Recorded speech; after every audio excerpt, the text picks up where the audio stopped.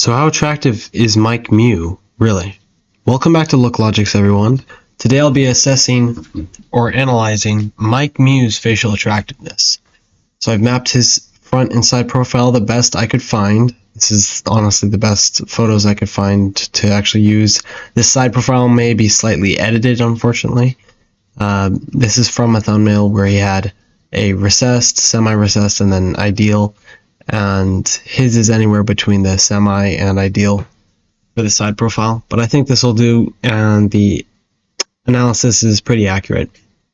So I have it all mapped on faceiq Labs, and we'll find out on a scale of 1 to 10 how attractive he is for his harmony analysis. And we are going to go over some of his front ratio and side ratio points, actually all of them, and talk about how attractive he actually is. Is this jaw really that good? Is it more beneficial than harmful to the looks? Is it too pronounced? It looks interesting, right? So we'll find out in this video. All right, so for Mike Mew's front ratios, we have some pretty major scores out of the ideal range.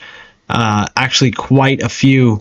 However, he still does have some 10 out of 10s, like his ear protrusion ratio.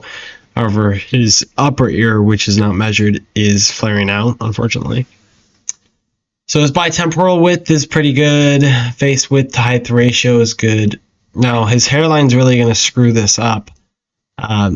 Once it starts going down to the lower areas, we can see his neck width. Now, this photo is slightly tilted. However, I tried to compensate for the width of the neck.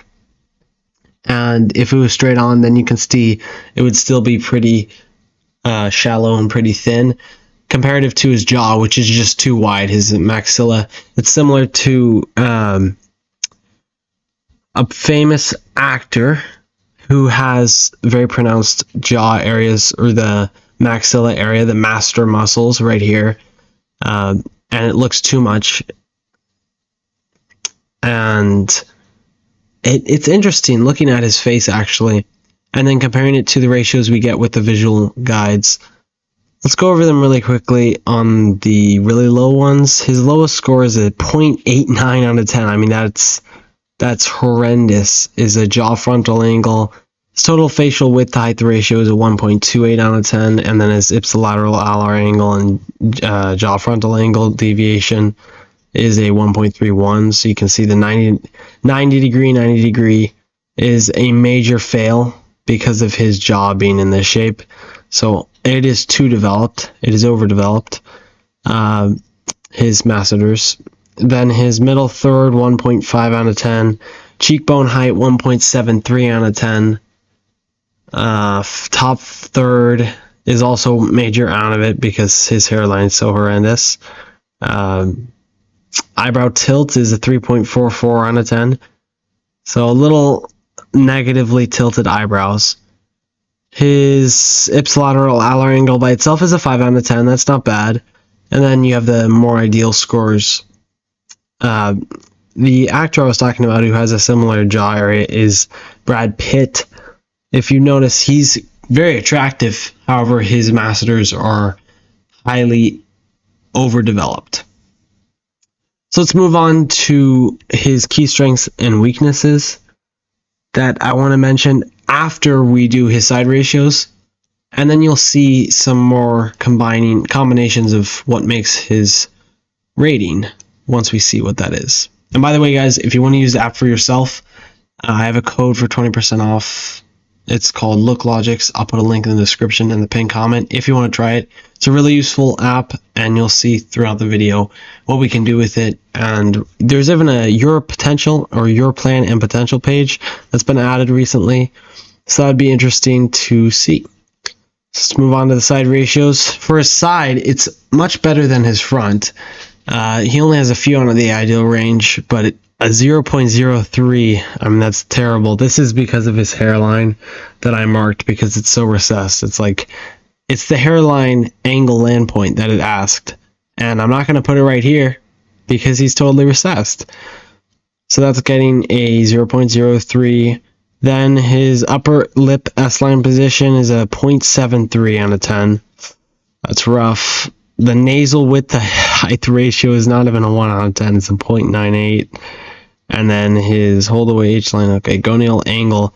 You can see what's going on here. Too tilted at 106.2 degrees.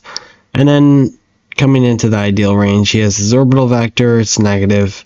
Ramus to mandible ratio, mandibular plane ratio or angle. Pretty good overall for his side here. Nasofacial, nasomental, gonian to mouth line. So these are all the measurements of his face, like his ramus right here, how tall that is, all these different things. Let's actually see what his score gets for Mike Mew.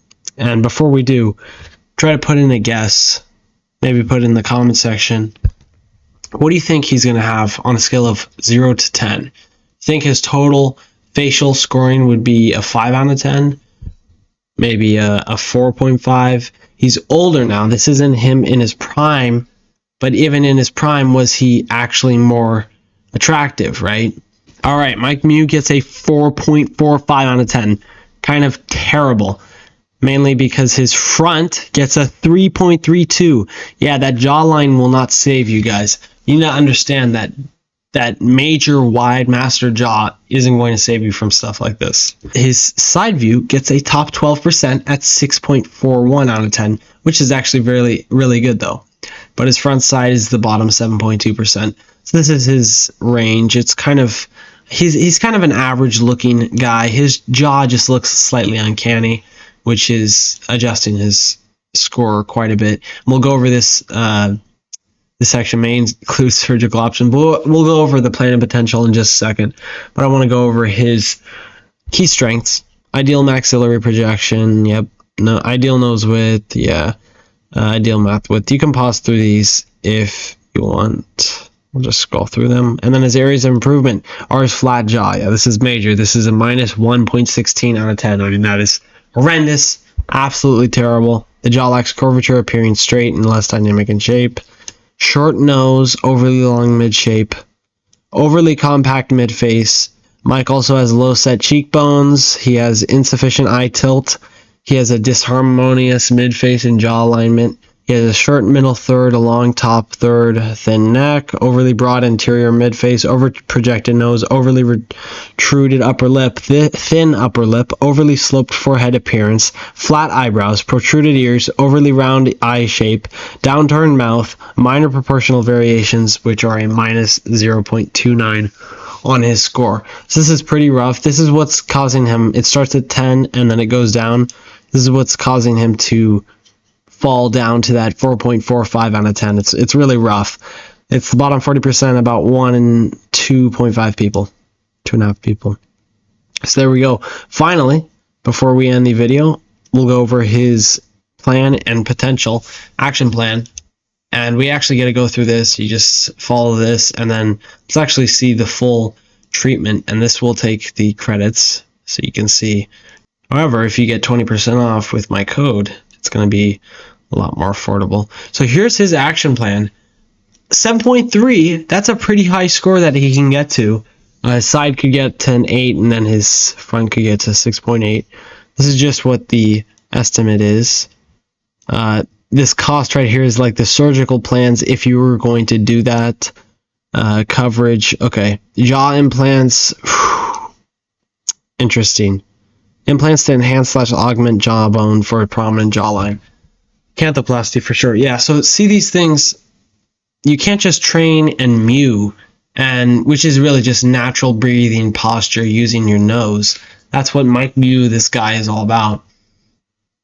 You can't just do that. And also, he overtrains his masseter muscle. He creates too much hypertrophy in that area, and that's what's causing it to be so wide and slightly uncanny. So he doesn't need to train that enough. I mean, he doesn't need to train that, and it will work out enough as long as he's eating nice, tough food like meat, especially raw meats, high quality.